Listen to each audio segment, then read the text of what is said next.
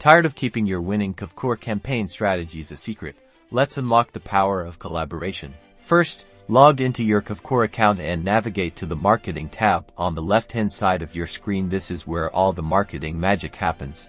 Next, click on Smart Campaigns here.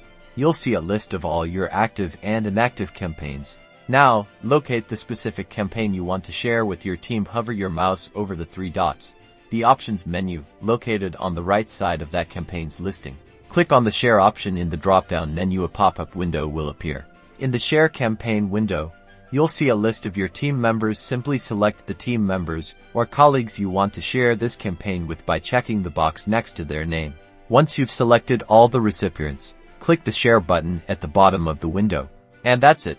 A notification will be sent to the selected users, and they can now access and leverage your successful campaign.